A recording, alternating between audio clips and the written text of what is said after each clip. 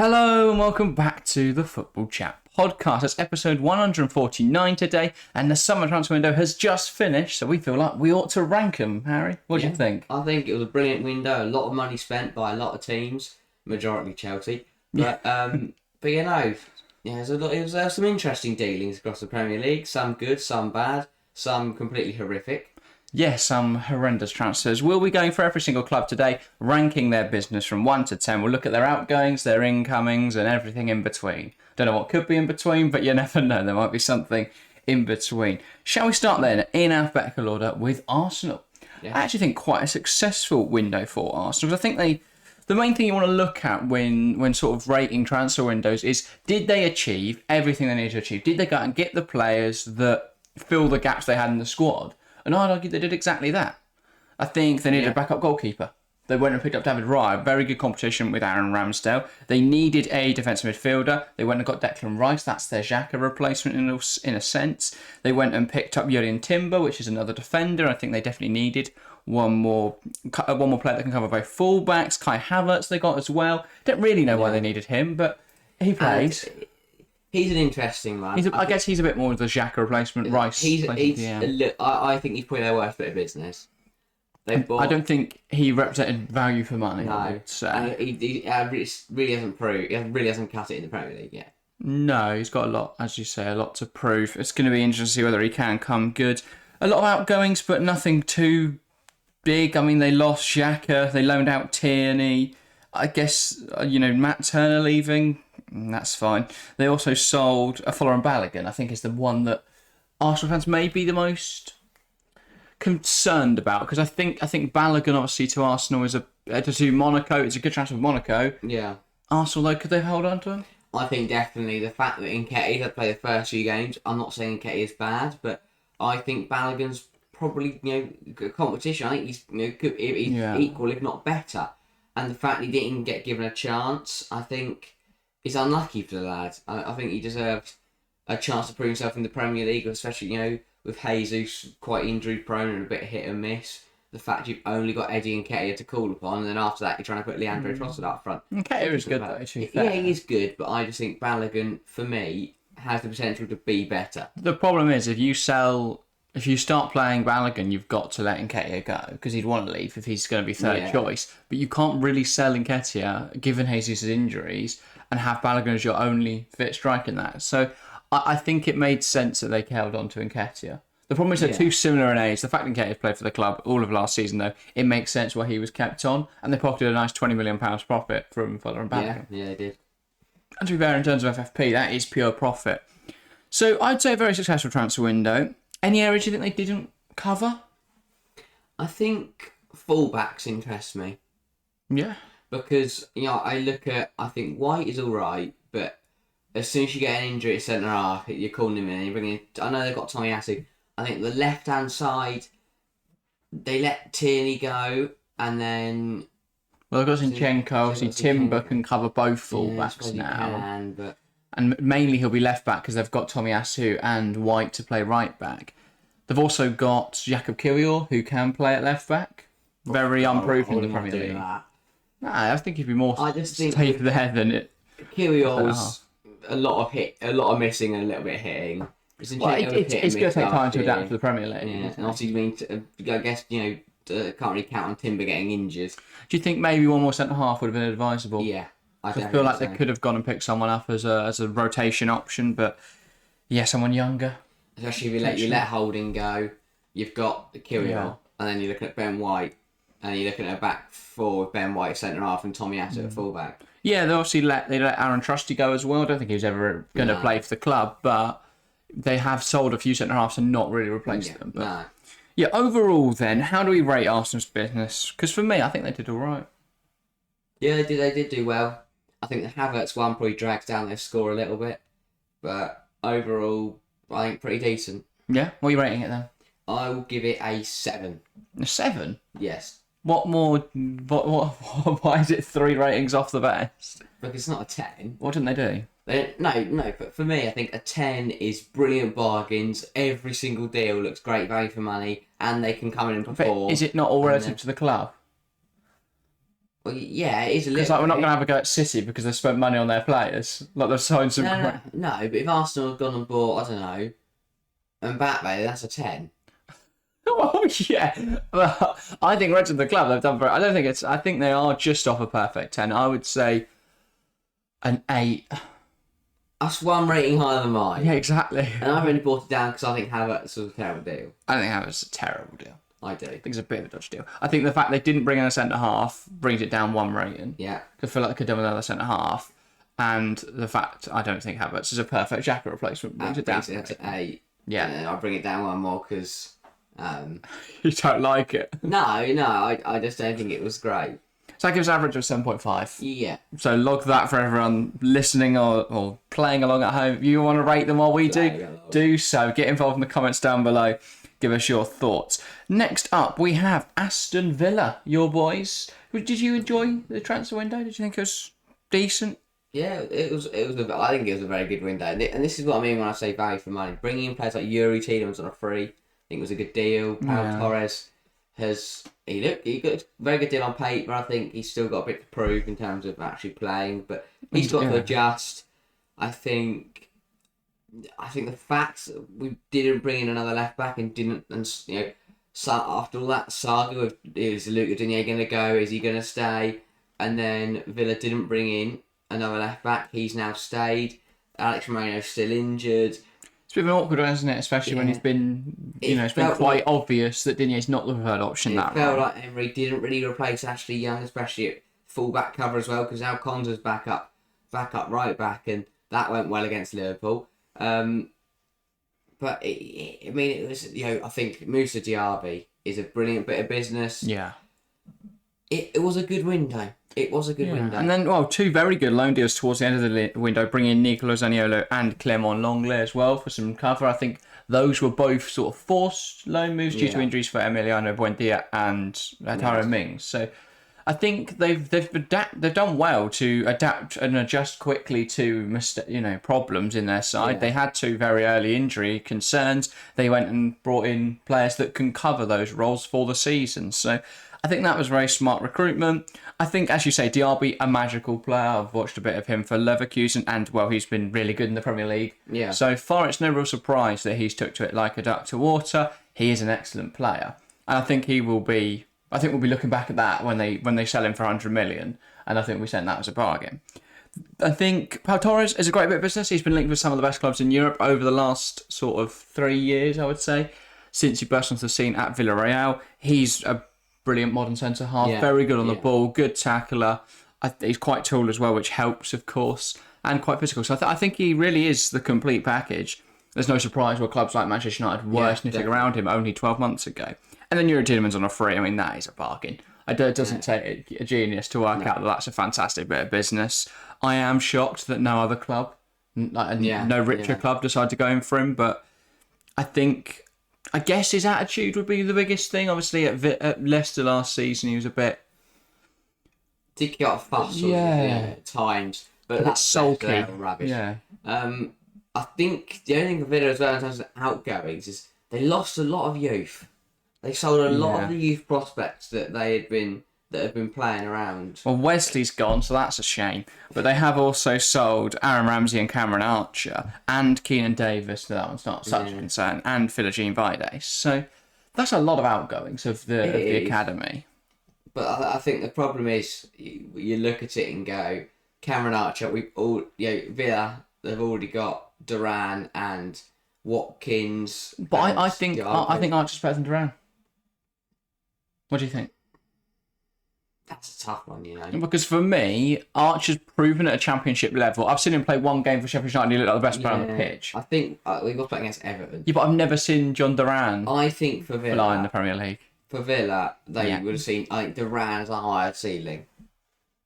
I think they couldn't sell Duran because they bought him, and they couldn't have 3. It does feel a bit like they forgot. Really. Like they forgot they had Cameron Archer. Yeah, and I don't know why they couldn't have just... I guess Archer wouldn't have been happy playing third choice, so they sort of a box in there, but they play with 2 strikers. Yeah. It feels like they could have given Archer more than enough minutes this season, but I think he'll do really well for Sheffield United. I think they'll probably... They'll go down, he'll score 12 goals, and he'll get a move to West Ham for 45 million. Yeah, or like That's my Saints prediction. come back up and Yeah, they'll probably just sign Che Adams. They probably would do that. Have they sold him? I can't remember. No, he's still there. Okay, so they won't need him to sign him then. So for Villa, I'd say that I think it was slightly better than Arsenal's window. Not quite. I'll go 8. Okay, fair enough. I think they were still. I think their outgoings have hurt them a lot with the score. I think they could have done with another. I mean, the fact that Cons is now having to cover right back's not ideal. I feel like they need a right back there. The whole situation with Digne was a bit of a mess. I feel like they should have brought in another left back and let him leave. In terms of further forward, maybe another midfielder. Are they all right there? I mean, the fact that McGinn's currently playing right midfield leaves only options of Lewis, Kamara and Lewis. Yeah. I mean, Coutinho as well. Oh, he's gone now, isn't he? He went. And Not according to do you not? the Premier League. I guess it's. I thought he went to Qatar, didn't he? They probably haven't updated this since after the transfer window. But yeah, I mean, I suppose a little bit light. So if pick up 1 or 2 injuries, I guess McGinn will come back in though. Jacob Rams does come back from injury. Of course, yeah. I forget he's not played a game yet, but. Yeah, I don't know. I feel like it wasn't as successful as it was last year for Villa. Last year's transfer window was very good. I still think they've upgraded massively. They've picked up some great players. Yeah. I just don't really know if it fits the system at 100%. I will go 47. Yeah. So again, an average of a 7.5. So at this point, every team's going to draw. Up next, we have Bournemouth. Now, this has been a very busy transfer window for Bournemouth. I think they've done very well. Very, very well. We'll start at the start of the window then. They first signed Hamad Traore, who I believe they had on loan last season. Yeah, I think so. I want to say, and he did quite well, so they brought him back for another year. I think that's a good bit of business. Romain Favre, that was a really exciting deal for me when I saw that get over the line. He's someone that's done really well in Ligue 1 over the last sort of decade or last 5 years. Yeah. And I think bringing him in makes sense. They did then immediately loan him out, which feels a little bit strange because he's 30. But yeah, signed him from Lyon, loaned him back out to Lorient. Don't know. Yeah. Feels like that's a money laundering scheme, but maybe. Romain Favre was being used for money laundering. Milos Kerkez, that is a brilliant bit of business. There is no other way to look at that than that is a brilliant bit of business. Yeah. Fantastic young left back, signed from Aizad Alkmaar. I think you're picking up someone who's going to be one of the best fullbacks in Europe over the next sort of decade. I feel like that even if Bournemouth don't go up with his level, he will go up and then he'll get sold for 50, 60 million. So whatever the situation, they've smashed it with that addition. I think he's a fantastic left back. They signed Andre Radu, obviously from Inter Milan. I think that's a good backup goalkeeper. Yeah. But yeah, that's how'd you judge backup goalkeeper signing? Yeah, pretty decent. Alex Scott from Bristol City. That's a fantastic bit of business. And Bournemouth recruited so intelligently over this summer. Bring in Scott. He's someone who's been touted with a move to a lot of top clubs across Europe, mainly clubs in England, obviously, because he is a young English talent. Clubs like Man City, Manchester United, Liverpool, Arsenal, Tottenham. He's a brilliant young player. I think Bournemouth have picked up a steal at around 20 million. Yeah. Max Aarons, fantastic right back. We've seen that over the last 4 years with Norwich. He's been brilliant. I think he's a little unproven in the Premier League, but from what I've seen so far this season, he's adapting well. I think, again, a fantastic addition. Yeah. He's going to do very well this season. Justin Kluivert, I think, not a fantastic transfer, but he's a good player. He provides very reliable cover on out in wide areas, and I think over the course of the season, he can definitely have a big impact. Tyler Adams is a fantastic bit of business. I mean, he was going to move to Chelsea until they decided to not do that deal because they could get Romeo Lavia, which feels a little bit bad, but, Lavia, fantastic player. But yeah, Adams, I think he's very good, very much what Bournemouth need to sort of take their side forward. And then Luis Sinisterra on loan right at the end of the window. So it's a fantastic business, I would say. Yeah. It's really worrying for clubs outside of England when you see that Bournemouth are recruiting like a Europa League club. I mean, because this is fantastic business. They had a good window. I think they're type of signings that will take them to the next level. And they I think, Lerman was a big loss in terms of outgoings.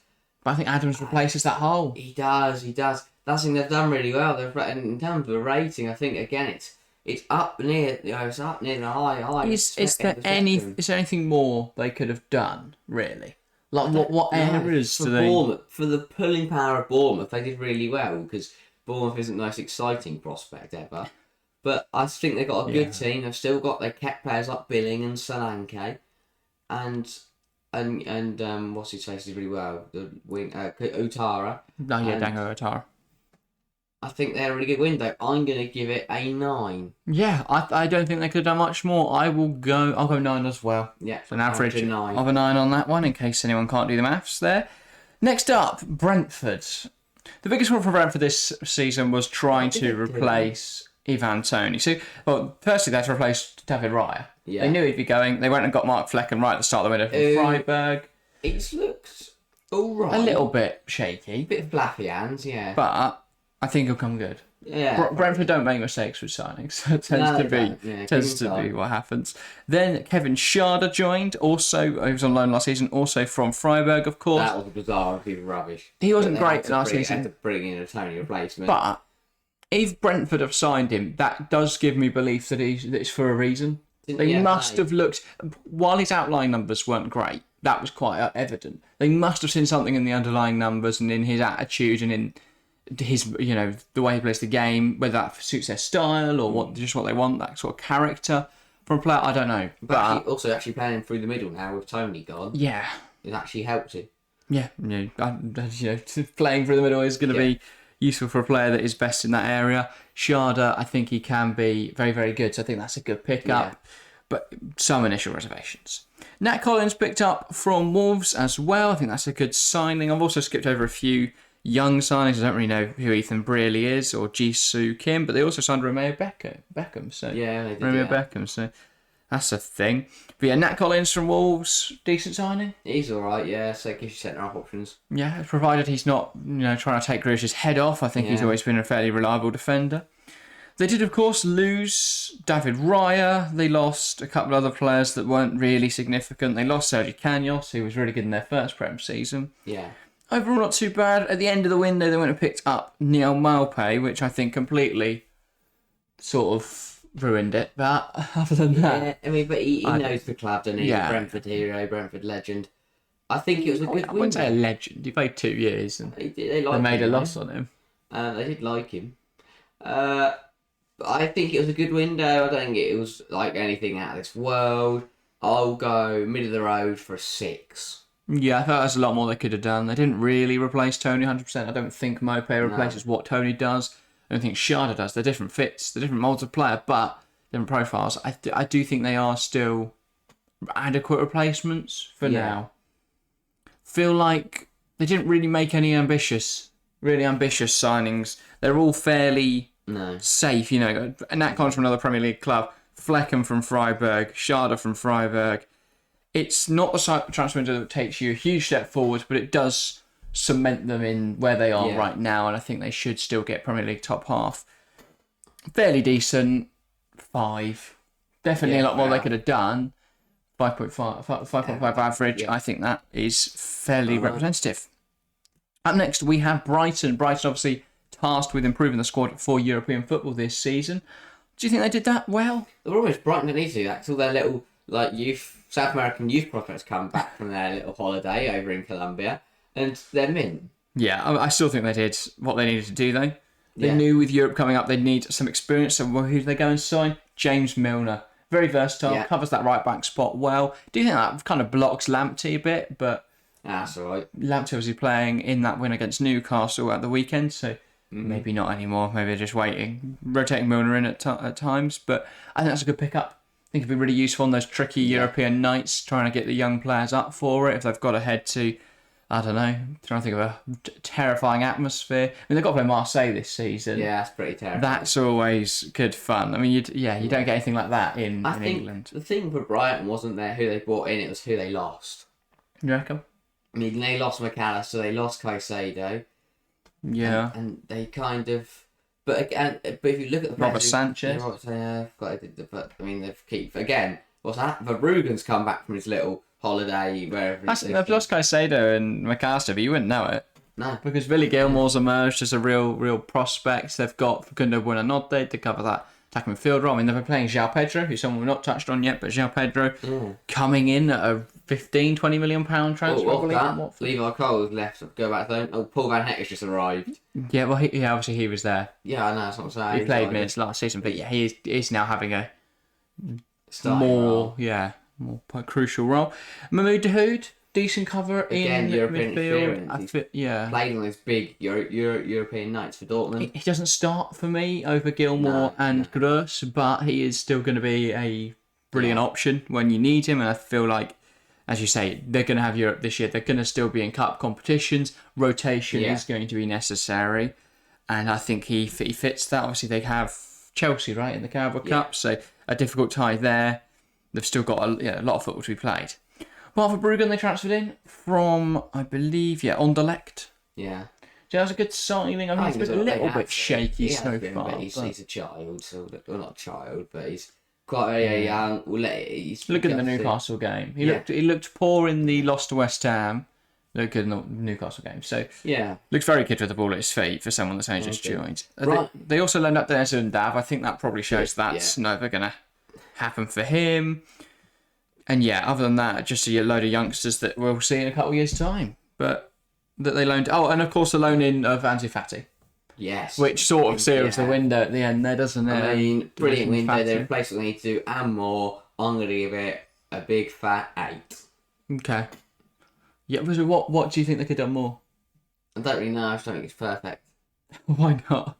I don't know. I don't know. The problem for me is there's a bit of recruitment, but obviously they just feel that's the thing. They feel for me they brought in recruitment to fill the gaps they lost. Yeah, that's sort of what you need to do. So an 8 would do. They also signed Carlos Baleba, we haven't mentioned either, as another option in midfield, and he'll probably get rotated into the line throughout the first half season and then start on the second paper, fantastic. Be interesting how he does on the pitch.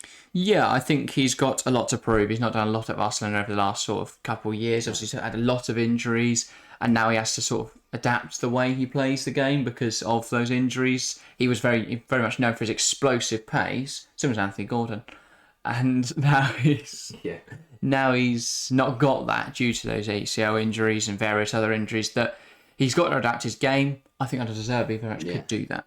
I'll go 8 as well, so we average out at an 8. Burnley up next then, and they obviously had to do a lot of business now that they're into the Premier League. Yeah. Did they achieve everything they needed to? I'm not 100% sure. So Jordan Bayer obviously was on loan with them last season. He comes in on a permanent. Yeah. I think that makes a lot of sense. He knows the club, he knows the manager, he knows the way they play football. Him on a permanent makes a lot of sense. Dara O'Shea, I think he is a good player. I don't know if he's 100% Premier League quality yet, but I think he's a good prospect and I think he does a job. He very much does the job. So I think he's a good bit of business. Then obviously Lawrence Figueroa, who came in as a backup goalkeeper from Leyton Orient. And I think that's a good bit of business as well. I mean, they also signed James Trafford. So he starts in goal. Good, and he's looked good so far. I mean, they've had some horrible fixtures, Burnley, so it's hard to judge them. And they're a game down on everyone else. Yeah, they are a game down as well. They've played Tottenham, City and Villa. So that's not a nice start to the season at all. And I think as they now start to play some easier fixtures, we will start to see them improve. They signed Zeki Amdouni. He is a forward. He looks fairly exciting. I think he could definitely be good. They got Nathan Redmond, who feels like very much a squad player. He's a figure in the dressing room, I imagine, of leadership and of experience, especially given the relative inexperience of their squad. I mean, not a lot of them are Premier League football. A lot of them are very young. So, I think that helps a lot. Luka Koleosho, he looks good. I think he looks exciting. Yeah. Very raw, I will say that, but he does look like a good addition. He can cover that right wing very well. I mean, he started against City. I'm not 100% sure he started the other 2 games. I thought he might have scored against Villa, I think. Well, that's very good then, if he has. But, good addition that. Jacob Brun Larsen on a loan. Yeah, that's all right. I think it's a good signing. He's not done a lot. Obviously, he was at Dortmund a couple of years back. Hasn't really shone yet in any of the clubs he's played for, but maybe a loan move to Burnley is what he needs. So absolutely fly. Sander Berge, that's a fantastic bit of business. Anytime you can steal a player off a relegation rival that is of the quality of Sander Berge, you're going to have to take that up. And I think, at 20 mil, absolute steal. Absolute steal. I think it's a good addition. Up next, Aaron Ramsey, obviously from Aston Villa. I think Villa will be I think Villa fans will be very sad to lose him, but for Burnley, they've added a very good young talent. And I think he'll maybe start to get some minutes towards, soon, you'd like to think, and then be a regular starter by the end of the season, but a very good addition for them. They also loaned out Scott Twine, which it's never really worked out for him at Burnley, did it? Obviously, he picked up an injury, still shone the Championship at times, but I think a loan move makes sense. I don't think he's ready for the Prem. And then they signed Noah Masengo and Mike Trezor right on deadline day. Trezor, he was long targeted by Vincent Kompany. I believe he's a centre-half. Think so. So a great addition, I would say. If a company wants him, makes sense. They only got him on loan at the end, so I imagine they'll want to make that permanent. But I guess if a loan deal gets it over the line, you've got him now. But overall, a decent window. It was a decent window. Is it enough to keep him in the league? No. You don't think? No. Interesting. I don't think they've done enough. I don't think many people put them as going down. I think a lot of people have Luton down. I think a lot of people have Sheffield United down. Everyone has Sheffield United down. And then a lot of people thinking that Everton are going to struggle, thinking that Wolves will probably struggle. I think that with the fact that Wolves didn't bring a striker, just put them in a bad situation. A lot of people think Bournemouth will struggle. I think they'll be all right. Yeah, I don't think it was a bad window for Burnley. It wasn't brilliant. They could have done a bit. I don't know. It just feels like they could have got a bit more, maybe a bit more experience in there in terms of Premier League. And maybe a bit more quality. There's a few question marks, I think, over some of the players. Overall, a lot of people with a lot to prove. Yeah, I'll go for a 6. Yeah, fair enough. I'll go 7 to average out at a 6.5. Right. Chelsea up next then. So book out the next hour, everyone, because we're going to roll through this transfer window. Jesus Christ. We'll start at the beginning. Kante left. Good or bad, that? I don't really know. Depends. Him actually leaving to Saudi Arabia, bad. Him leaving Chelsea, I don't really mind. Right, thank you. Yeah, good. Kante, I think it makes sense to sell him. He's an injury-prone player who hasn't really had many starting minutes over the last few years due to those injuries. I think to get 30 odd million for a 32-year-old who hasn't played much over the last 2 years, I think that's a fantastic. Oh, we really got the Saudis this time, didn't we? Scammed them. But yeah, I think that made a lot of sense. Obviously, signings before the window: Christopher Nkunku and Kendry Payers. Can't really comment on Nkunku. I haven't seen him. Well, he did look good in pre-season. I think once he's at full fitness, he will do well. Yeah, but maybe we've changed system because of Nkunku being injured. But I think it's a good deal. Yeah. I don't think you can look at Nkunku for around 45 mil as anything other than a bargain. I think he will show that once he is back to full fitness. It's so Chelsea though that he's injured for the start of this season. Because I feel like him and Jackson would have linked up really nicely, and Sterling. I think that's going to be very tasty, that attack. Kendry Payers as well. He's a very exciting youngster. It says a lot that he's being called up to Ecuador already. Yeah. He is 17. That is insane. That is crazy. Called up for the Ecuador first team for the next internationals. Then Dujon Sterling, he left. He was playing for Rangers, wasn't he, the other night? I remember seeing him against PSV Eindhoven. Timu Bakayoko released after what feels like 100 years at the club, but he has now finally left. It was fitting that we let him and N'Golo leave at the same time. Yeah. Our dream midfield partnership. Then, obviously, there's a lot of outgoings to discuss. Kalidou Koulibaly. Yes. It's brilliant to get that money for someone who really didn't prove anything in a Chelsea shirt. Sent off against Leeds. Mateo Kovacic. That one's sad. He's been very good for Chelsea over the last 5 years. I don't think he's ever really got his flowers that he deserves. He knows to do well at City. Yeah, he's a player that perhaps goes under the radar, I think. What he does he doesn't score goals, he doesn't get assists, he doesn't put in big tackles, but he does carry the ball really well. Yeah. He does dictate the tempo very nicely, and I think for City, he will perfectly replace what they've lost. What they've lost through the sale of Gundogan. So, Gundogan. I think that's a great bit of business for them. For Chelsea, I think it was probably his time to leave. Yeah, probably. Edouard Mendy wasn't first choice last season. Decent money for him. I think all parties will be pleased with that one. He's not the same bloke he was in 2021. He's not. Kai Havertz. Good. We have robbed Arsenal blind. Absolutely. 65 million. Take the money and leave. Smash and grab. We've robbed them. Yeah, Ruben Loftus-Cheek. Oof. I'm happy to see him leave, to be honest. Club servant. Don't get me wrong, but not good enough. Then we look at some more additions. Oh, well, Charlie Webster left on a loan. Thankfully not a permanent though. So that he scored and got sent off in the same game last night. Good. So that's what we want to see. Getting stuck in. Yeah. Nick Jackson. Very good, but he's got the guy at Luton was big. The miss against Forest was also big. That was concerning, but I think people are overacting. I think he's still lashing at chances. People are responding to a 23-year-old who's not played in the Premier League before making one error, as if he's the worst player ever. You know, before it was Jackson so exciting. He's a great profile. He's so difficult to defend, such a handful for defenders. Now it's Jackson's a flop, he can't finish chances because he missed one very easy chance against Forest. People are overreacting. Yeah. But yeah, he's a good player. He's just got to relax.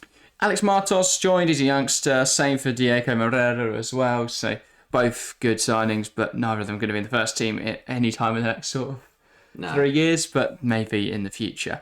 Mason Mount then left to join Manchester United. Again, but he had to go. I think it's another one where he was asking for a lot. Chelsea couldn't give that. Yeah. I don't think he was. I don't think we'll miss him too much, and I think for United he's not done a lot yet. Yeah. If he kills it for United, obviously we'll be furious, but he hasn't. Cesar Azpilicueta. It's time to go.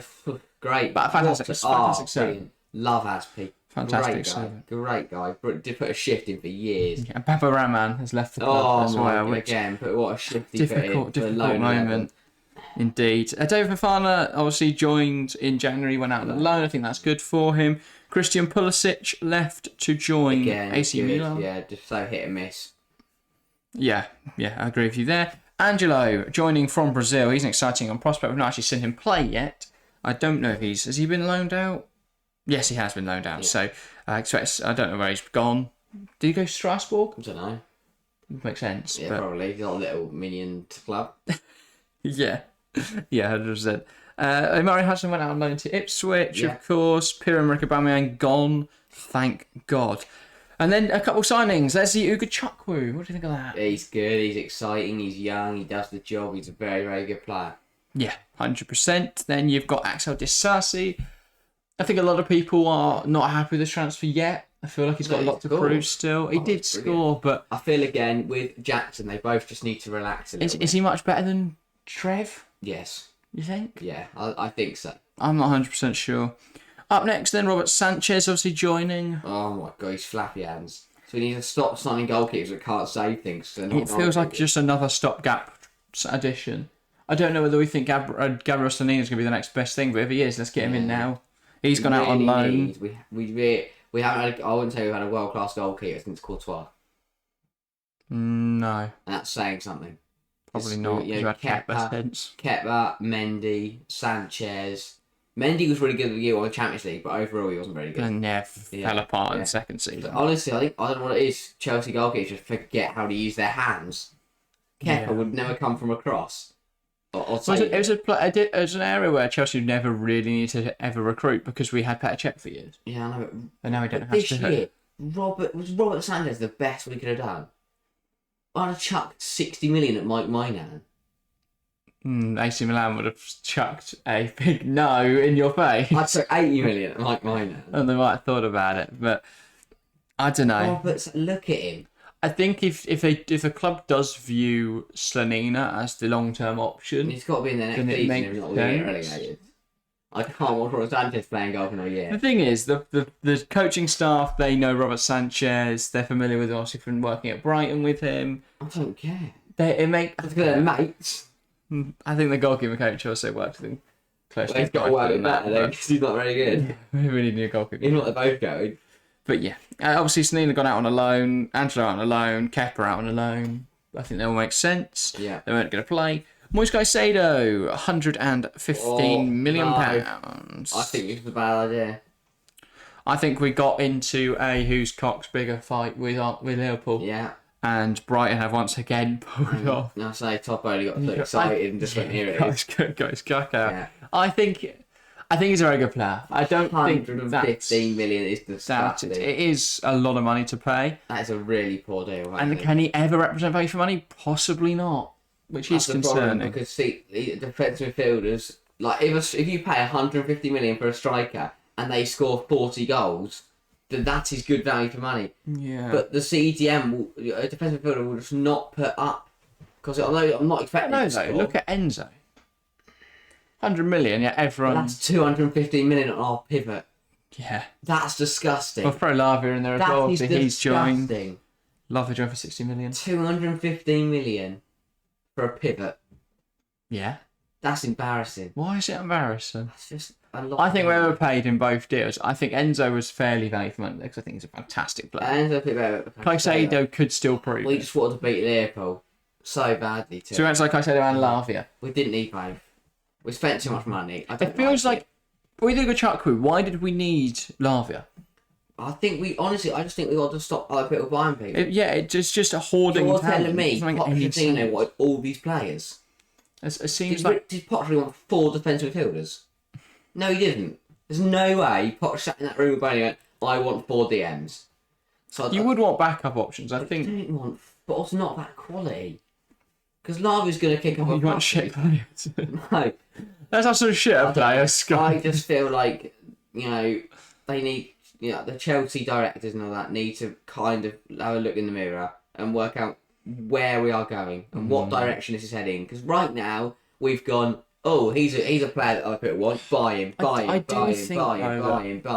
The squad is very good, though. It is, but you can't keep chucking money at people and taking their people and they're not doing anything with them. Yeah. I mean, it now seems really silly that we have Madueke and Mudryk considering 100 million we're on not playing with wingers. And now I've bought in Cole Palmer. Yeah. What's going on? They don't play on the same side, but yes, I do get what you're saying Stop there. buying people. Just stop. And out of all of them, like, it's Raheem Sterling, who we bought 2 years ago, who looks the best. Like this season. I don't think that's harsh, though, because before the Forest game, you'd have been saying Jackson's amazing. Have my children. I'm not saying Jackson. Fantastic. I'm not saying anything about Jackson. I'm saying we bought too many players. Sterling's very, very good, though. Yes. He's a very exciting back to his best. I think it helps the players he's playing around. I don't know where to rank the window. There's still more to come. What? We're not even there yet. We've still got a few to do. Sharman Lowe, we're left on a loan. Ziyech on a loan. Hall, that's the big one, Lewis Hall leaving. Honestly, to allow for Kukurea to stay. What a joke. Absolute joke. Got Sideshow Bob playing left back. Well, to be fair, now that Martin's stayed, I'm slightly more alright with it. But if it's a just right direct sort of shootout between Hall and Martin, I'm not too upset that we've kept Martin let Hall go. One of them had to go, really. Yeah. As long as Kukurea goes soon as well, I think all's fine and dandy. Then we signed David Washington. He looks good. Yeah. I don't know where he's going to play or what he's doing this year, but he's 18, he's Brazilian. Good signing. Andre Santos went out on a loan, Cesare Caste on a loan. I'm worried about that Santos loan because Forest have just signed Sangare, so that hurts his minutes a lot. Then we got George Petrovic on a loan as a backup goalkeeper. He's alright. Sure. Yeah. Seems better than Kepa in that role. Tina Andrew went out on a loan, same for Lukaku. Cole Palmer's just joined. What do you think of that one? Strange. Yeah. Yeah. Don't know why we did it. We don't need him. I think it's a very good addition, though. 45 million is fantastic value for money. And unnecessary. It does it's feel so unnecessary. Though. Is it, though? Yes. And City are taking the piss, the fact they let us have him. I think they're going on to regret it. I think they will. He looked really exciting. I think if it's the other way around, Chelsea don't let him go.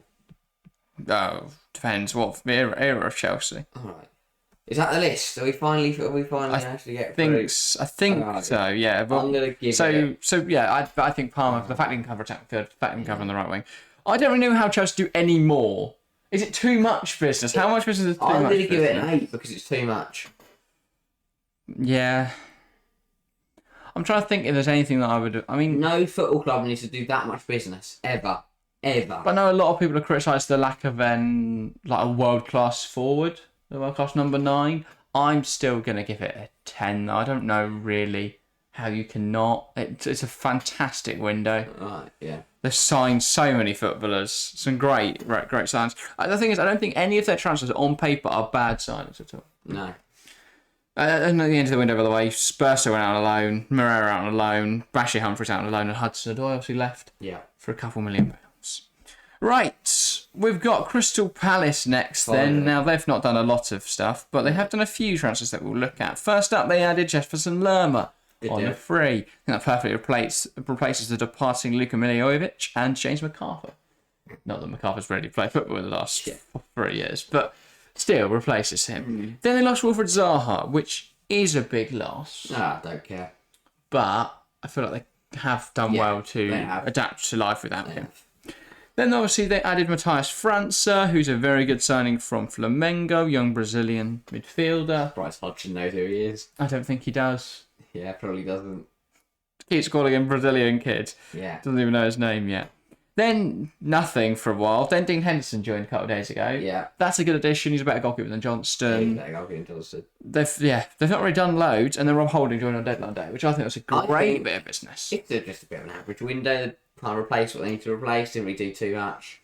They've not signed Mbappe. They've not sold everyone. No, I think the biggest thing for them is that they held on to Elise, onto Eze, Anderson, Gehi, Mitchell.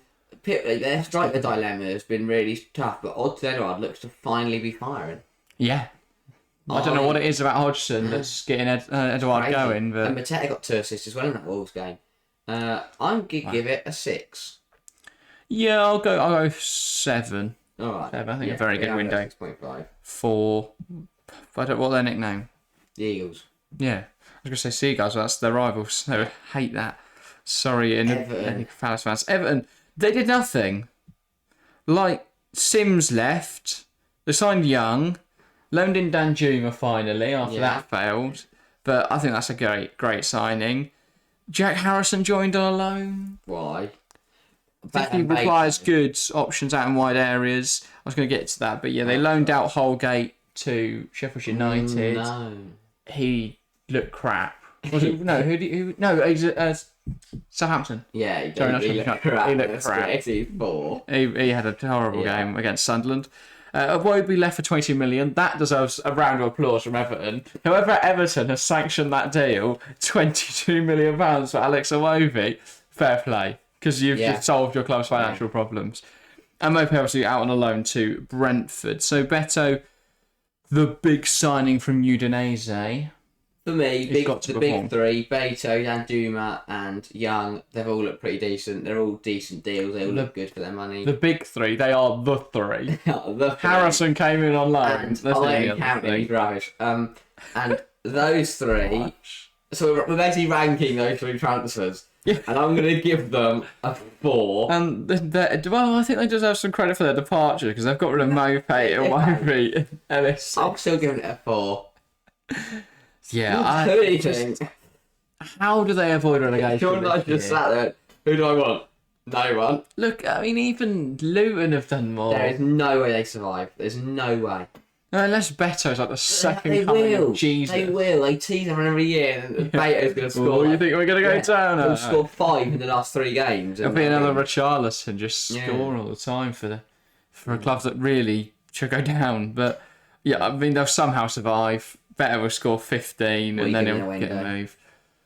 5, 4, 5, I don't know, 4.5 okay, averages out at, I guess. Lovely. It's just not good, isn't it? That's all. Fulham. I actually think they've had one of the worst windows. What did they actually do? Lost all their best players and didn't replace them. Yeah, no. So Joe Bryan was released. No, we'll start with Raul Jimenez, their first edition. Why? He's not good enough. I think he's a good player. No, he's not good enough. Does he replace Mitrovic? No, he doesn't. He's not good enough. He does replace him. Just Fulham are going down. Maybe. Yes, they are. Maybe. Pulled it at the start of the season. They're going down. Calvin Bassey's a great addition. That's a fantastic signing. I rated him really highly at Rangers. He did really well at Ajax last year, and now he's at Fulham. I feel like he can do well in the Prem, and even if Fulham do struggle this season, he could definitely earn himself a move up the ladder. Yeah. Then they signed Adama Traore, which...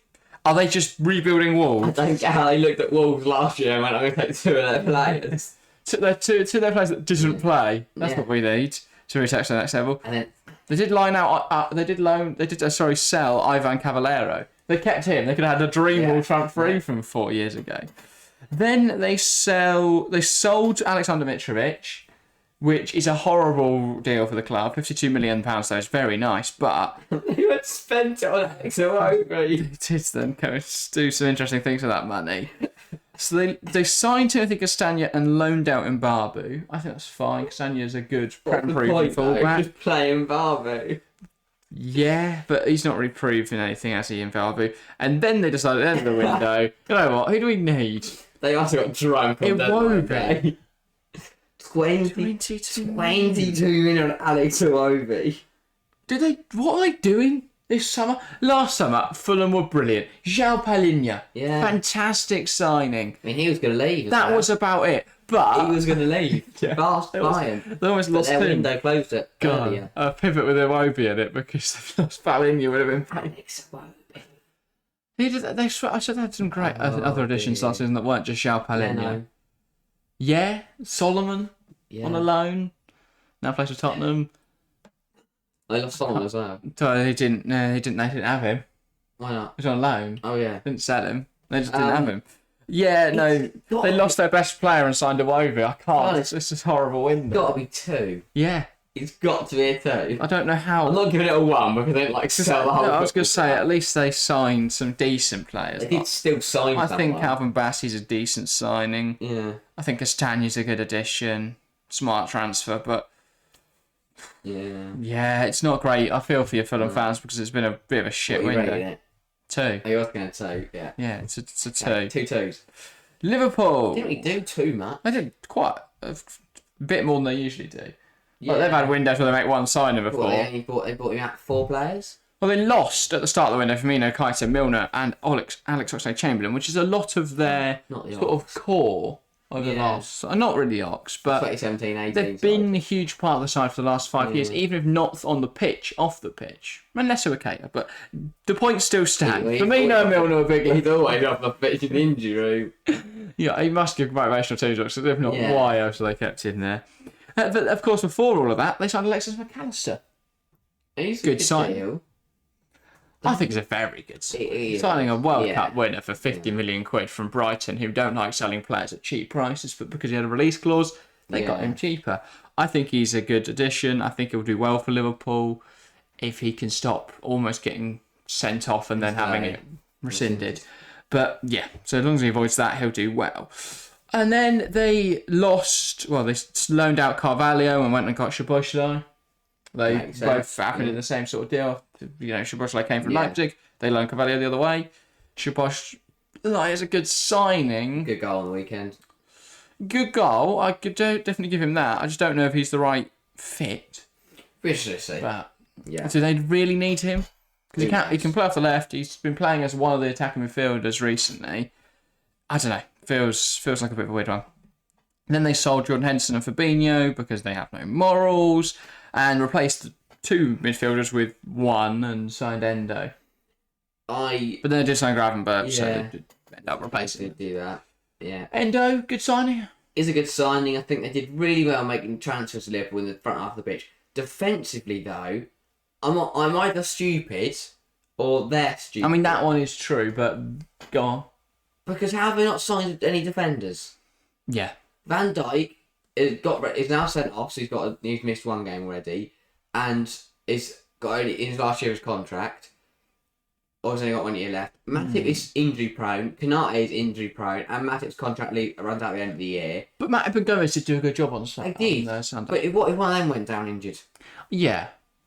I mean, that is ideally you'd want 5 centre halves really. Yeah.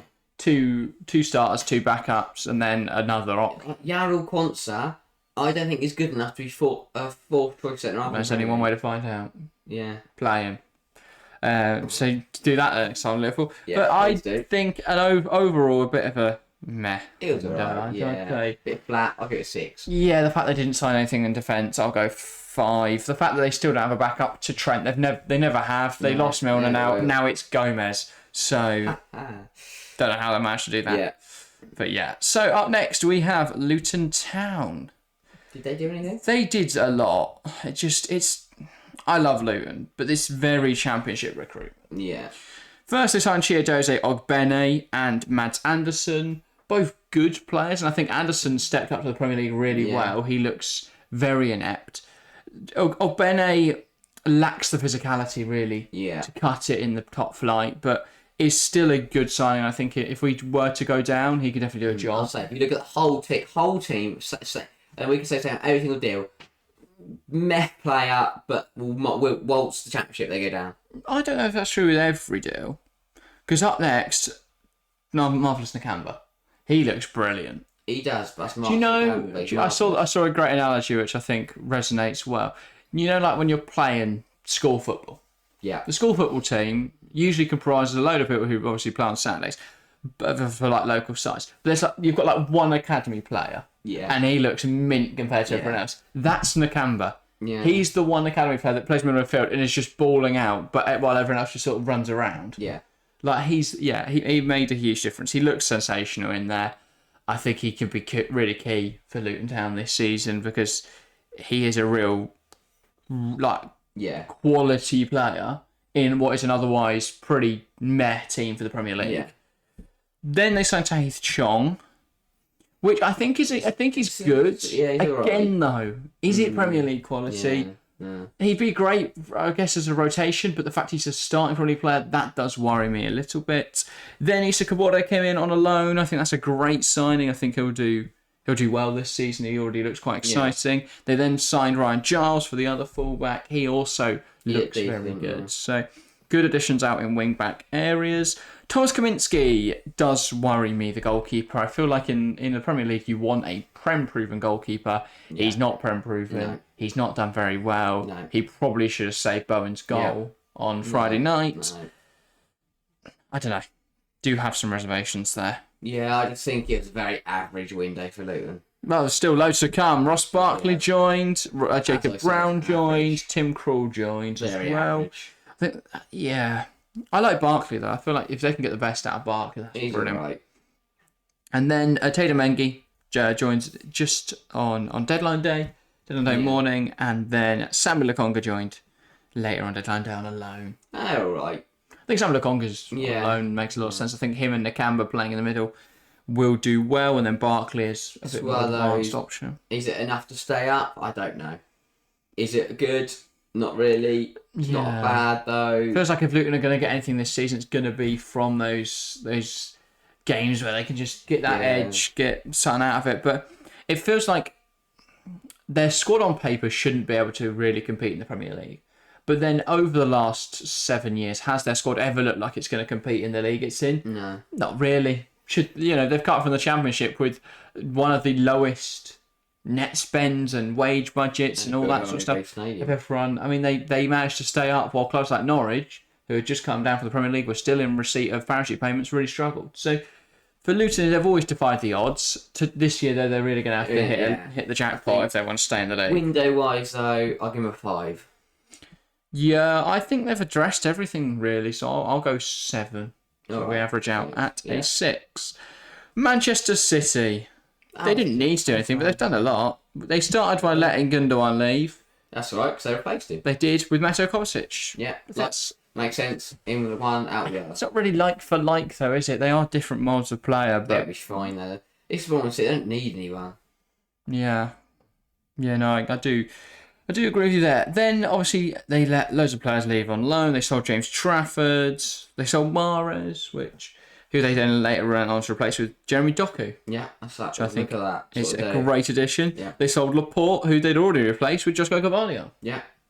Now, they did they've loaned out Taylor Howard-Bellis, and then they obviously signed Matthias Nunez right at the end of the window and sold Palmer, loaned out Cancelo. It's not much, but they don't need to do anything. They're Manchester City. Well, if you look at it, a treble-winning side has signed Nunez, Doku, Gvardiol, Kovacic.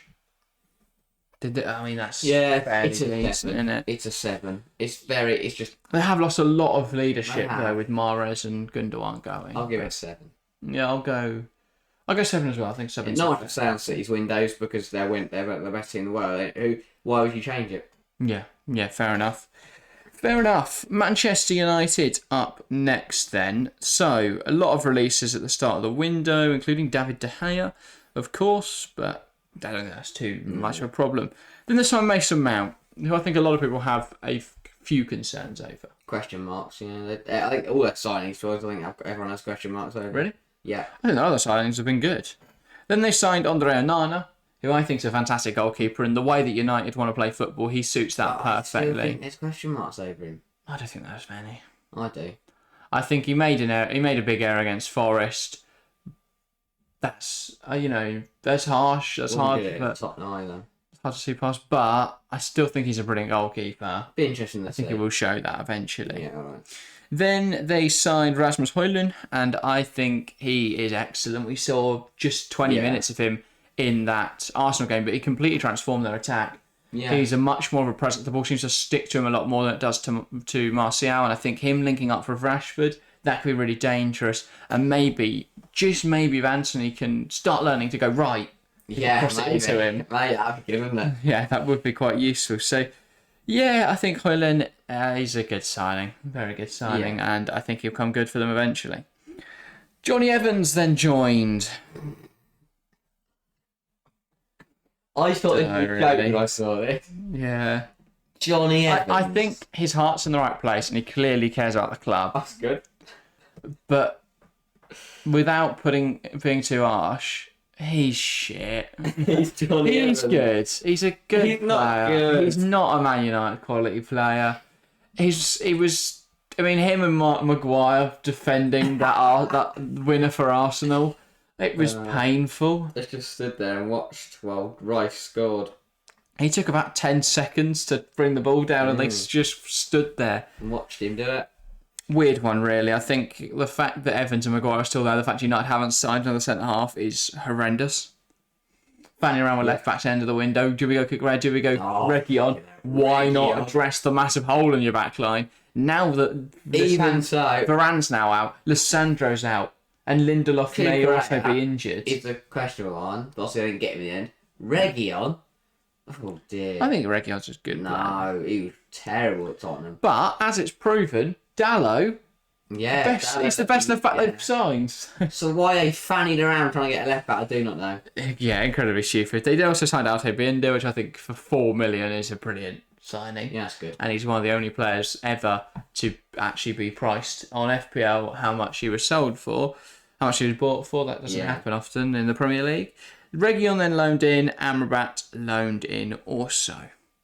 Great addition there, but they should have had Amrabat so much earlier in this window. So some real stupidity from United this summer. A lack of action, really. They waited too long to get things done. They didn't really address the fact that they've got no backup centre-halves. Yeah. They signed Onana goods, Højlund goods. Mount was a bit pointless. That's 50 million that could have gone to Kim Min-jae. Yeah. Or someone like that. So I'll go for a 6. Yeah, I'll go for a 7. All right. Average out at 6.5. Fairly average window. Definitely could have been better. Yeah. Newcastle then. They sounded like called Minte and then loaned him out, I think. So that's fun. I like that a lot. Yeah. But other than him... Who did they bring in? So they sold Chris Wood at the start of the window. That already, big 10. Yeah. Smashed that. Then they signed Sandro Tonali. Again, big 10. That is class. Oozes class, doesn't he? Yeah. He's such a classy man. He don't look like he wants to be there, though. He's not very smiley, but that's all right. Does he don't really know what Newcastle was, where Newcastle was, or what Newcastle looked like? No, probably not, but he does like money. And Greg's short, but yeah. He's had to leave his childhood club because, quite frankly, Milan couldn't turn down 80 million for him. But overall, I think they'll probably do. They've done well off the back of it. Milan, Tonali, I'm sure he's going to cook for Newcastle. Yeah. Great addition for everyone. I hope he goes back to Milan one day, though. Yeah. End of his career, goes back, cuts it up again at San Siro. Yeah. Up next, Harvey Barnes. I mean, I didn't expect him joining the club to ignite Anthony Gordon as much as he has, but if that's why they've signed Harvey Barnes to get Gordon to play better, it's worked. And then if Gordon doesn't work, then bring on Barnes. Yeah, and Barnes on his debut, goal and assist from the bench. Yeah, that's very decent. I've had no problems with him so far. I think he's going to be a great rotation option. Given the amount of minutes they're going to have with Europe and with cup competitions, he's a smart addition. Yeah, very smart addition. Definitely. So with him joining, they let Alan Saint-Maximin go, which I think is great because I think he's a classic sort of, all the tricks, all the flicks, but does he actually produce anything? No end product whatsoever. So nice guy, funny on Twitter. Don't really care for him playing. No. Tino Livramento joined, which I don't think is a good addition. They didn't really have a backup to Kieran Trippier last season. Now they do, and I think Livramento is a great bit of business. Never really wanted him to leave Chelsea. I think he's a great player, but he's good. He'll be good for Newcastle. Then they added Lewis Hall, who will join permanently next summer for 35 million. That is excellent. Yeah, that is really good. That is so frustrating from a Chelsea perspective, but I guess that's that. Yeah. And then they loaned out Ryan Fraser. Which is a big tick. Yeah. He's got Southampton. Yeah. What? Oh, my God. Anyway, it's a good window. Is there anything they didn't do? Maybe in the rotation centre-half, we saw Jamal Lascelles come on in Brighton.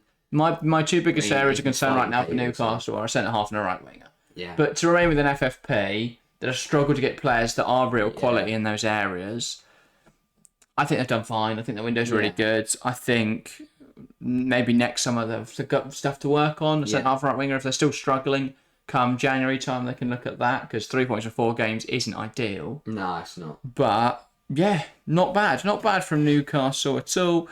I think they've had a very successful window. What are you ranking it, Harry? I'll go 7.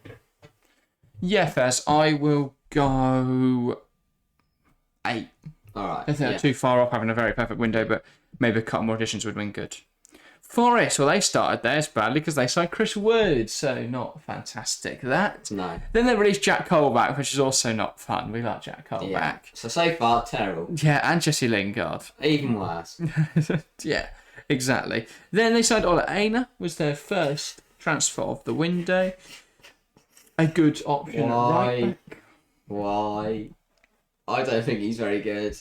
Okay, fair enough. He's not really going to play, I don't think. No. He's not going to get in over Neco Williams. He's not going to get in over Aurier. No. But he'll do a job. Then they signed Anthony Elanga. He's been good. Yeah. I mean, it seems like at United everyone was like, oh, he's a bit crap. But when you really boil it down, they've signed a 21-year-old fully capped Swedish international who is a very capable winger and has a great song. Yeah, say maybe Rhythm is a dancer. Yeah, Anthony Elanga. Then it doesn't really. This is his name. And then they let Sam Surridge leave, so that's another one for the Elanga signing. Matt Turner joined from Arsenal, and he seems like a fantastic addition. I feel like he's done very well in goal for them. Then a load of other players sort of joined who I don't really recognise that they've. Will Brook, doesn't he play cricket? No, it's Harry Brook. Then they loaned out Gustavo Scarpa, which I think was quite good last season, to their other club. The owners also own Olympiacos, and they loaned him there. Interesting. Then they loaned in Gonzalo Montiel, obviously the World Cup winning fullback, who also was at Sevilla, loaned him in. Andre Santos they loaned in as well from Chelsea. Then they loaned out a few players, loaned in Tavares, signed Nicolas Dominguez. I mean, the deadline day was mental. Yeah, that's what I do. They went and picked up Tavares on loan, signed Dominguez, signed Hudson-Odoi, sold Johnson, and signed Vlachodimos. And sold Remo Freuler. I mean, what a deadline day. I don't think it was a very good window. No? No. Why not? Well, they lost big players. They lost Brendan Johnson. They brought in some decent players, but I don't think they've improved. But I think selling Johnson at 45 and getting Hudson-Odoi for 5 million... But I don't think they've improved their squad. No? No. So for that reason, I'm going to give it a 4. Well, that's harsh. It's not harsh. I think Dominguez is a great addition. Pretty harsh. I think Tavares provides a very good option at left back. I don't know why they now got 4 right backs. No, but that's fun. Yeah. Southgate must be in charge there. Vlachodimos a good backup goalkeeper. Who else are they? I mean, didn't they sign Ibrahim Sangare? That's not on here, so I'm guessing they didn't. No. Didn't get that over the line then. I thought they did, but they might have. Not on this list, which is the Premier League apps. You'd expect them to be right, probably, but potentially Sangare. Yeah, not a fantastic Windows 6. So 5 average. Yeah. But yeah, if without their deadline day classic Nottingham Forest deadline day splooge, not a lot. happened. Then we look at Sheffield They United. signed Cameron Archer and what else? Similar boat to Luton, really. They signed Anis Slimani, who's a relative unknown, but is okay. Yeah. Yasser Larouci. Yeah. They signed Benny Traore, who looks all right. Aaron Trusty. Some bloke called Vinicius Souza. Gus Hamer, he looks good. Yeah. Do know him. Cameron Archer, excellent. Yeah. Luke Thomas, good loan. James McAtee, good loan. Okay. So some good additions. They did also sell Iliman Ndiaye, their best player, and Sander Berge, their second best player. Berge to their rivals. Yeah. Mental. But yeah, that's life. Okay, it's alright. I'm going to give it a 5. Yeah, is it going to keep them in the Prem? No. Probably not. Is it going to win the Championship next season? Maybe. Yeah. Those will sell Archer on for a lot of money yeah. at the very least. So Yeah. I think a 5 is a good Fair enough. rating. Up next, Tottenham Hotspurs. Well, their biggest addition was Ange Postecoglou, Yeah. because he has taken a squad that people were calling shite and making them look like prime Barcelona. So, Wow. what? They look good. They play some beautiful football. They're not prime Barcelona. Making them look like prime Barcelona. They They're didn't not say like- no. he's made a carbon copy of prime Barcelona, they're going to win the treble. You can never put prime Barcelona and Tottenham in the same sentence unless you'll say that prime Barcelona Which- is better than. Yeah, exactly. Oh, yeah, fair enough. Dejan Kulusevski was the first edition. That was a stupid signing. So already terrible But that window. wasn't Postecoglou. And still Tottenham terrible He's a, window. don't get me wrong, fantastic, Is this gonna get any better or worse? fantastic player. But what Postecoglou likes from his wingers is people that can beat a man, that can take a man on, people that can cross the ball in. He's not that kind of winger. He's not an out-and-out winger. He's an inside They didn't forward. think they were going to get Postecoglou when they brought him in. They didn't know they were going to But get. why sign people before you've got him out? Because they're Tottenham Hotspurs. That's what they do. They're rubbish. That's what they do. That's what they do. It's just so stupid to sign It is players before very you've never a stupid. manager. Yeah. But sure. Then the first edition of the window, because Kulusevski I think was a clause after his loan. First proper signing of the window, Guillermo Vicario. It looks He alright. looks very good. I mean, It's good. he was great at Empoli last season. No surprise that he's a good goalkeeper. Goalkeepers don't really need time to adapt. No. It's the same thing, isn't it? The Stop ball the might ball get hit a going bit down. harder. Yeah. Not when you're playing against United though. No, fair enough. It- Okay. But yeah, I think he looks good. Tottenham's defence has played really well as well. He's been a large part of that. Good goalkeeper. Yeah. Commands the backline well. James Maddison. He's good. Isn't He's he? a steal. He's a fantastic He's pretty good at footballer. football, that bloke. He's pretty Is he in decent. the England team? He is not. Oh, something fast. Well, he is. Yeah, Yeah. they're big. Madison's not. Southgate is. But yeah, I think Madison, good addition. Very good Yeah. addition. He looks very fantastic. I mean, he's creative. He can score goals. He operates exactly how Postecoglou wants that third midfielder to operate. He takes up all the right positions. He's good. He is He's good. exactly what Tottenham needed. Yeah. Then they sold Harry Winks, which That's brilliant. master of seduction. That's a shame. Then they went and signed Mickey van der Ven. He's good. He seems decent. I mean, if he can stop scoring own goals in Carabao Cups, Yeah, he'd do it that'll be really well. useful. Yeah. Manuel Solomon, He's alright. which again he's inside forward, but it's a Never right mind. addition. A little bit weird. Then they went and got Alejo Villas, who I think will be good one day, but he's only 18. A big, tall, 18-year-old Argentinian striker who might become good. Yeah, sounds good. Yeah. Tottenham don't usually sign youngsters, but No. there's one. Then some bloke called Ashley Phillips from Blackburn. He's centre half. Oh, young centre half. Yeah, I've heard of him. Yeah, fair enough. Decent signing that. And then a load of outgoings. Rodon, Parrott, Devine, Spence, Region, Tanganga, all out on loans. That's excellent. Yeah, Would have been better if they were crap. permanent, but that's... They're all crap. Honestly, all those names belong in a bin. They did sell Harry Kane, And but okay. Son hit a hattie at the weekend. Yeah, you don't need Kane, and you've got Payne, Right. which is for Tottenham. Okay, yeah. And then Brennan Johnson joined on deadline Yeah, day for decent. 45 million. That Who is decent. is actually a very good signing because Yeah. he suits exactly what is needed from Oh, I a don't like possible watching winger. Tottenham do well, It's painful, isn't it? but I think they had a good win. Don't give it an 8. I'll go 9. I don't Yeah. think there's anything really. They lost Harry think Kane and replaced him. If they'd They're signed brilliant. Evan Ferguson, 100 out of 10. Oh yeah, then didn't do that. No. if they've got a very much evident Kane replacement. But they're fine. They're top. Yeah, they're doing alright. Oh, I hate it. Because I need to stop them. Someone. Levy, stop them. Bang. Please. Right, 2 more clubs to do who have both had very different windows. Let's start with West Ham. They lost What did they do? their best player, Declan Rice, at the start of the window. Then they spent 3 months going, well, how do we replace him? They just sit our hands and not do anything with it. Let's keep thinking about how we could replace him. Twiddle our thumbs. And in the meantime, they sold Gianluca Scamacca and Nikola Vasic. They also signed Masuaku, which is a shame. No, he's a bowler. He's joined Besiktas. He's quality. But yeah, Rice gone. That's not ideal, but they seem fine now, don't they? But he 100 million though. You can't really complain. They signed Alvarez and Ward-Prowse, which is brilliant. That is good. Alvarez pretty much replaced I can't stand it's now West Ham and Tottenham doing well.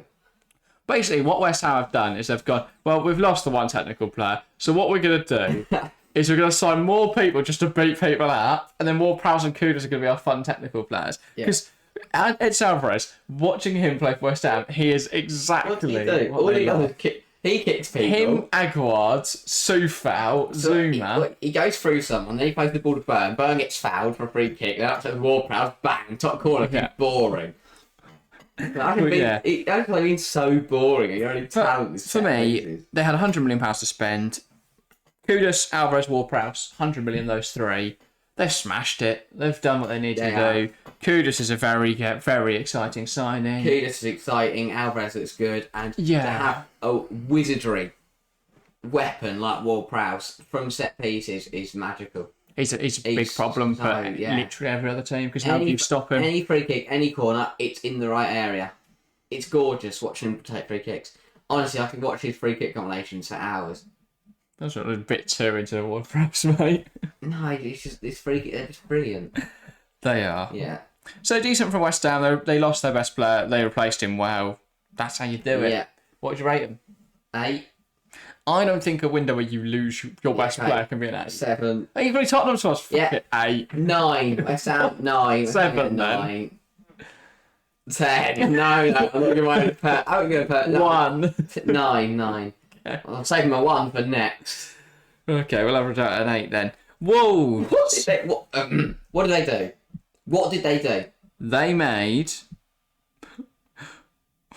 Actually, how did they not make any transfers? They have signed a few players, but it's just like, where's all the sign? Where are they? So, departures.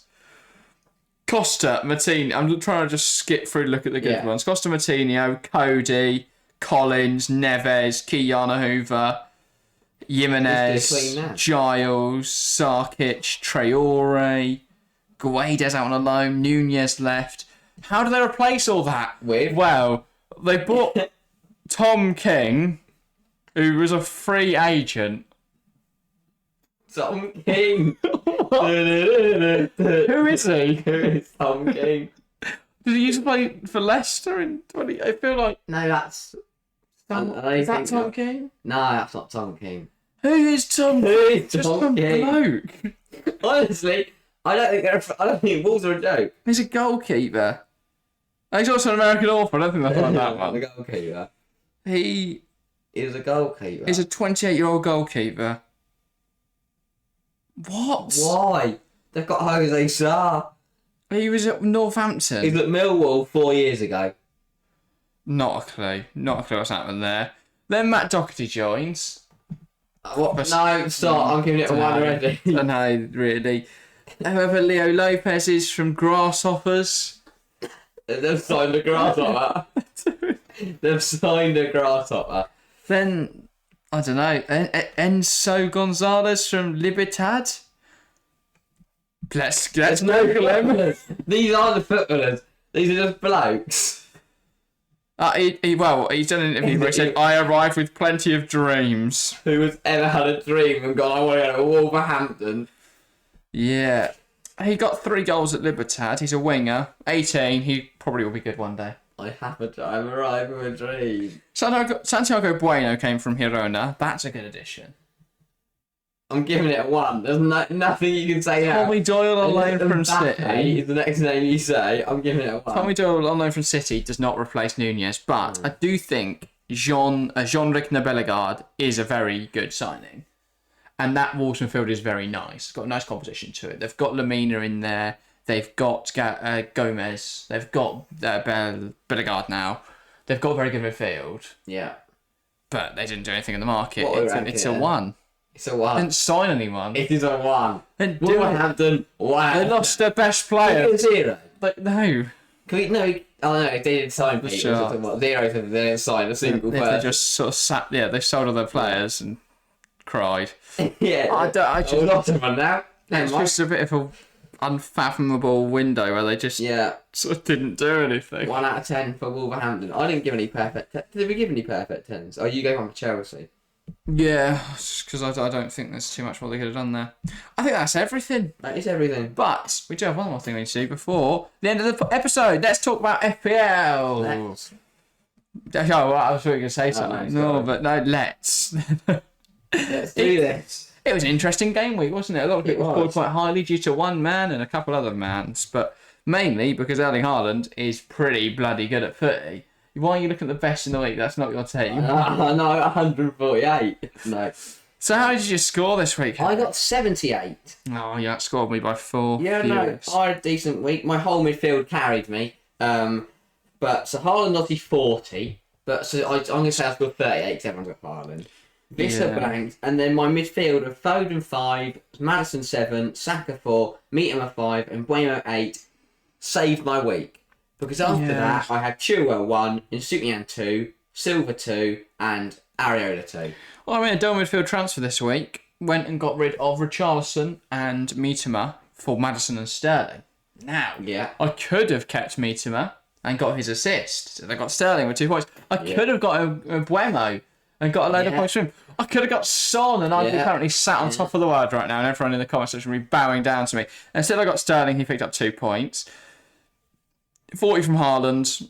What else do you expect? I got 1 from Jackson, 2 from Gusto. Really cocked over by the fact I had a triple up on Chelsea. Saka 4, Martinelli 5. Could have them being more involved with the goals, but thankfully they both got an assist this time. Saka did get a yellow though. Foden, good. Assist, fine. Maddison, good. Goal, fine. No other fans kept a clean sheet though, which is really frustrating. Akanji failed to keep a clean sheet. Gusto didn't keep a clean sheet. Udigi didn't keep a clean sheet, but Udogie, did get an assist. So, is it Udogie? Is it Udigi? I've heard both. I don't like Udogie. I'm going Destiny. Even that may not be his name. Who knows? Why that? Oh, okay, yeah. No, he's got like a more. I think Destiny's his in Destiny. English name, I believe. Oh, okay, good for it. He's got a more traditional African name, I believe. Right. That's what's written on his foot mob anyway, and that I can't read that. Okay. But if I did, it would be offensive. Right. And then Johnston won. He should have kept a fair sheet against Wolves, really, but 1 point. So that was not ideal. Everyone on the bench scored 2, apart from Renana got 0. So, yeah. Overall, not bad. Shall we look at the Football Chat League? Yes. Because top of the game week now. Should we do where we are first? Oh, yeah. Where are you, Harry? I am 52nd. Boring. That's pretty good. Well done. Thank you. I'm 143rd. Ouch. I was flying. I only scored 4 points less than you this week, though, but because you're a lot higher. I've got green arrows all the way. I got red. But that makes no sense. Yeah. You're already higher overall, and then you score 4 points difference. But yeah, sure. And then, should we try and find some good players? I'll start with the top of the game because Deo Ferguson has held on to it at the moment. 71 points scored this week, but Leandro. So that's Oladayu Omoyu. He did all right. 71 points is mainly because he had Haaland. And then sort of Saka and Buemo, Mitoma, Pedro Porro. Difficult week, but he's done well to keep up there. 83 points then from Leonardo Thomas's FC Red Devils, who got 83 points to say up to second now. Had Haaland, had Bowen, Mbuemo, Rashford, Romero. So he's climbed up quite high. Have you found a high scoring player? I have. I found 2, and these are 2 that we've heard of before. First is in 29th with 92 points this game week, FPL Beach. with their team. Wow. Norby the twat. Right. Don't like that, but No. very good team. Had a front two of Haaland and Alvarez, and then again similar to. I think everyone's had the same thing this weekend. All of his defense, all of their defense, blanked. Did not get a clean sheet. Yeah. But midfield, and Mbeumo 8, Salah 8, Eze 8, Foden 5, Saka 4. Unless your defenders were Willy Bolly and Joe Worrell, or Liverpool defenders, which nobody has. Yeah. Wasn't ideal. The other one, I've got a 92. All right, I've got. Oh, you do your own 92 first. Me and the 6 Football Lightning, Bruce Willings, 92 points, 40 from Haaland, 20 from Son. Bowen 7, Saka 4, Rashford 7, Eze 8. Very good week. Did bench Cameron Archer. Ooh. Could have had a beautiful game week if he'd put him in instead of Saka. Also bench Turner for someone who's up to 48. They started the game week on 160 points. They are now on to 267. They scored 107. It is Jacob Ashivor with their team Ashivor, inventive name, with a brilliant week. Triple captaining Erling Haaland. Well, I found an even higher one. Numero uno. 117 points. 96th in the league. He has Evan Ferguson 17. Terrible first few game weeks. Evan Ferguson 17. Yeah. Darwin Nunez 8. Captain Haaland on 40. Son on 20. Maddison 7. Diaz 3. Doku 2. Trent 12. Pedro Porro 4. Gusto 2. Pope 2. Wow. Right, you've got to be a genius to have Son, Ferguson and Haaland all when they drop passes. I think he's cheating. That's a beautiful game week. Jake Pearce was also part of the 100 club. Had, again, Ferguson, Haaland. Determined to find another. Rashford and Eze, who both scored. Trent, also had Trent on 12. Yeah, that's a big one. A lot of people have already bent him off, but it's another 103. I'm trying to see if there's anything that beats the 117 we're just seeing in the league this week. I don't think there is. There's a lot of 100 clubs. Yeah. So shout out to... It's got a high-scoring game week, isn't it? Because everyone's got an extra 20 or 40 from Haaland. Some people then have Son, because they've held on to him. Some people have Ferguson. Yeah. So they'll help. But I think that's everything for this week. Yeah, I'll give it. I scrolled through quickly and didn't find anyone. So we'll call it there. We'll be back on Saturday with a live stream. Join us for that. England vs Ukraine. I hope you've enjoyed today's video. It's a long episode. Almost about an hour and 20 minutes. So yeah, good one though. I hope you guys have enjoyed. I hope we didn't drag on too much. If you have enjoyed, please make sure to leave a like, leave a comment, and subscribe if you're new around here. If you're listening on Spotify, there's loads of good things you can do there. Share out with your mates. Make sure to follow. Make sure to download the episode. All that sort of stuff. That is everything. If if you've got any feedback, then get involved in the comments or head on over to the Discord. Then you can get involved there. That is everything though. Thank you guys very much for watching or listening, and we'll see you next time. See ya.